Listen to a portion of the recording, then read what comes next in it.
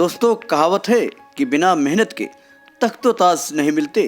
ढूंढ लेते हैं अंधेरों में मंजिल, क्योंकि जुगनू कभी रोशनी के मोहताज नहीं होते। ये कहावत देश के प्रधानमंत्री नरेंद्र दामोदर दास मोदी पर बिल्कुल फिट बैठती है। किसी ने सपने में भी नहीं सोचा होगा कि चाय बेचने वाला मामूली इंसान एक दिन देश का प्रधानमंत्री बनकर इस कदर नाम रोशन करेगा कि पूरा भारत उसका गुणगान करेगा। और हुआ भी यही। नरेंद्र दामोदर दास मोदी अपने सपनों को साकार करने के लिए आगे बढ़ते रहे। रास्ते में कई बाधाएं आई, मगर बढ़ते कदमों को लड़खड़ाने नहीं दिया और देखते ही देखते ये सियासती कुरुक्षेत्र के भीष्म पितामह बन गए। दोस्तों, चाय बेचने से लेकर प्रधानमंत्री बनने तक के सफर में क्या क्या हुआ, ये आज हम आपको अपने इस वीडियो के माध्यम से बताने जा रहे हैं। दोस्तों, नरेंद्र दामोदर दास मोदी भारत के 14वें प्रधानमंत्री हैं, जिन्होंने 2014 में और फिर 2019 में भारतीय जनता पार्टी की प्रभावशाली जीत का नेतृत्व किया था। मोदी के बारे में एक दिलचस्प तथ्य है कि वह पहली बार विधायक के रूप में गुजरात के मुख्यमंत्री बने थे। इसी तरह वह पहली बार सांसद के रूप में सीधे भारत के प्रधानमंत्री बने। 2014 में बीजेपी की बहुमत से जीत के लिए मोदी को श्रेय जाता है और यह साल 1984 के बाद पहली बार हुआ। मोदी का जन्म वडनगर में एक गुजराती परिवार में हुआ था। बचपन में वो चाय बेचने में अपने पिता की मदद करते थे और बाद में खुद का चाय स्टॉल भी चलाया। जब मोदी 8 साल के थे तो वह राष्ट्रीय स्वयंसेवक संघ आरएसएस के संपर्क में आए।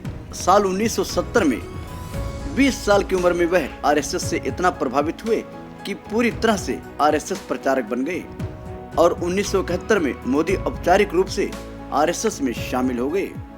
नरेंद्र मोदी का राजनीतिक जीवन की बात करें तो सन 1960 के दौरान मोदी ने बचपन में वडनगर रेलवे स्टेशन पर चाय बेचने में अपने पिता की मदद की थी। बाद में वह बस स्टैंड के पास अपने भाई के साथ एक चाय स्टॉल चलाने लगे। 1967 में उन्होंने वडनगर में अपनी उच्च माध्यमिक शिक्षा पूरी की।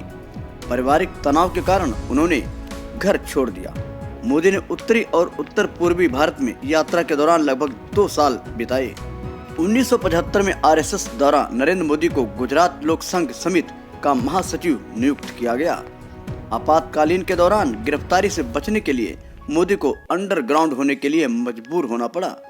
वह सरकार का विरोध करने वाली पैम्फलेट की प्रिंटिंग में शामिल थे। 1978 में वे आरएसएस के संभाग प्रचारक बने। सूरत एवं बड़ोदरा में होने वाले संघ के कार्यक्रमों में वे बढ़ चढ़कर हिस्सा लेने लगे। 1979 में वह आरएसएस संभाग प्रचारक बन गए। सूरत और वडोदरा के क्षेत्रों में आरएसएस गतिविधियों से जुड़ गए। वह दिल्ली में आरएसएस के लिए काम करने लगे, जहां उन्होंने आपातकाल के इतिहास के बारे में आरएसएस के संस्करण का शोध और लेखन के लिए रखा गया था। 1985 में मोदी को आरएसएस ने बीजेपी को सौंपा। बाद में 1987 में मोदी ने अहमदाबाद नगर पालिका चुनाव में बीजेपी के अभियान को व्यवस्थित करने में मदद की और बीजेपी ने चुनाव में जीत दर्ज की। 1986 में एल.के. आडवाणी के बाद मोदी भाजपा के अध्यक्ष बने। उस समय आरएसएस ने बीजेपी के भीतर अपने सदस्यों को महत्वपूर्ण पदों पर रखने का फैसला किया। 1987 में मोदी को बीजेपी की गुजरात इकाई के ऑर्गेनाइजिंग सचिव के रूप में निर्वाचित किया गया था। 1990 में मोदी ने लाल कृष्ण आडवाणी की राम रथ यात्रा और 1991 में मुरली मनोहर जोशी की एकता यात्रा आयोजित करने में मदद की। 1995 में वह भाजपा के राष्ट्रीय सचिव बने और नई दिल्ली चले गए। उन्होंने हरियाणा और हिमाचल प्रदेश के चुनाव अभियान का नेतृत्व किया। मोदी को 1996 में बीजेपी के महासचिव संगठन के रूप में पदोन्नत किया गया। 2001 में केशुभाई पटेल का स्वास्थ्य खराब हुआ और बीजेपी ने उपचुनाव में कुछ राज्य विधानसभा सीटें खो दी। बीजेपी के राष्ट्रीय नेतृत्व ने पटेल की जगह मोदी को गुजरात के मुख्यमंत्री की कमान सौंप दी।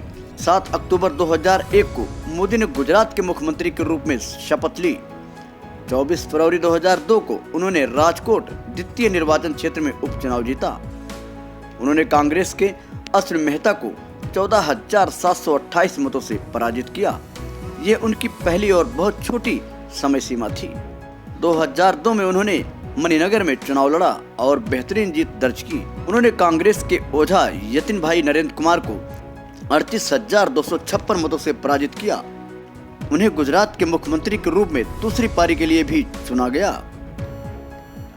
2007 में 23 सितंबर को मुख्यमंत्री के रूप में मोदी का तीसरा कार्यकाल शुरू हुआ और 20 दिसंबर 2012 को पूरा हुआ। इस बार फिर उन्होंने मणिनगर से जीत हासिल की। उन्होंने कांग्रेस के पटेल को हराया। 2012 में मोदी फिर से मणिनगर से चुने गए। इस बार उन्होंने भट्ट श्वेता संजीव को 34,097 मतों से पराजित किया। उन्होंने फिर से मुख्यमंत्री के रूप में चौथे कार्यकाल के लिए शपथ ली। बाद में उन्होंने 2014 में विधानसभा से इस्तीफा दे दिया। 2014 में नरेंद्र मोदी 14वें और भारत के वर्तमान प्रधानमंत्री के रूप में चुने गए। मोदी ने 26 मई 2014 को भारत के प्रधानमंत्री के रूप में शपथ ली। 2019 में 23 मई को नरेंद्र मोदी एक बार फिर वाराणसी से सांसद चुने गए। उन्होंने लोकसभा चुनाव में वाराणसी सीट पर कांग्रेस के नेता अजय राय को हराया। इसी जीत के साथ उन्हें फिर से भारत का प्रधानमंत्री चुना गया। 2019 में ही 30 मई को नरेंद्र मोदी ने फिर से प्रधानमंत्री पद की शपथ ली और 31 मई को कैबिनेट का विस्तार किया।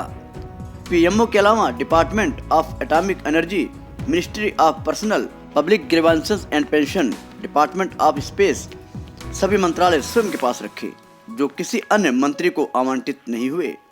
इसके बाद अब जबकि 2024 में चुनाव की बिगुल बजने वाली है, पीएम नरेंद्र मोदी ने चुनाव के कुरुक्षेत्र में उतरने के लिए पूरी तैयारी कर ली है।